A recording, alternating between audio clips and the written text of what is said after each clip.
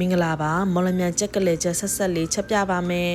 အရင်ဦးဆုံးကြက်သွန်းအနှိအဖြူချင်းတွေကိုကြိတ်ပြီးတော့စီသက်ပေးပါတယ်ကရဝေးရက်လေးကိုပါအနှံ့လေးမှုအောင်ထည့်ပေးပါမယ်ပြီးရင်ကြက်သွန်းလေးနည်းနီလာပြီဆိုလို့ရှိရင်အစိမ်းမုတ်လေးအနှင်းငယ်ထည့်ပြီးတော့ကျွတ်နေတဲ့ထီစီသက်ပေးပါမယ်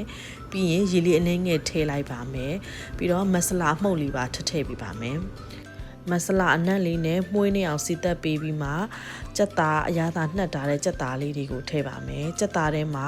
ငံပြာရည်ရယ်စားရယ်အသားမှုတ်ရယ်နဲ့ဆွနွေးမှုတ်ရယ်ကိုမိမိကတော့နိုင်ဝက်လောက်ကျိုးနှက်ထားပါတယ်ကြက်သားတွေကိုစီနဲ့နည်းနည်းလေးလှိပ်ပြီးမှငရုတ်တီအကြက်မှုတ်ကိုများများလေးထည့်ပေးပါငရုတ်တီမှုတ်အကြက်မှုတ်များမှာပို့ပြီးတော့စားကောင်းတာမို့လို့ပါခဏလောက်လှိပ်ပြီးရင်ရေလေးထည့်ပြီးအဖုံးအုပ်ပြီးတော့တည်ထားပေးလိုက်ပါရေလေးနဲ့အနှင်းငယ်ခန်းလာပြီးဆိုရင်အရသာလေးမြည်ကြည့်ပေါ့နော်လိုအပ်တာလေးတွေထည့်ပါရေလေးတွေခမ်းပြီးတော့စီပြန်လာပြီးဆိုရင်ကြက်သားလေးလည်းနူးဤလာပြီးဆိုရင်ပို့ပြီးတော့မှုေးသွားရအောင်အပေါ်ကမဆလာလေးအနှင်းငယ်လေးတော့ထပ်အုပ်ပေးလိုက်ပါမဆလာကတော့မိမိမှရှိတဲ့မဆလာလေးပဲသုံးထားတာပေါ့နော်ကလေချက်တွေမှာထည့်သုံးတဲ့မဆလာအစုံဒုတ်လေးတွေထည့်သုံးရင်တော့ပို့ပြီးတော့မှုေးတာပေါ့နော်ဒါပေမဲ့ဒီလိုရိုးမဆလာထည့်ချက်ရင်လည်းအရန်စားကောင်းပါတယ်ငရုတ်တီမို့အကြက်မှုတ်မှုေးလေးနဲ့အယောင်လှလှလေးနဲ့မိမိကတော့အမြဲချက်စားဖြစ်ပါတယ်ဒီမော်လမြိုင်ကလေချက်လေးကိုပေါ့နော်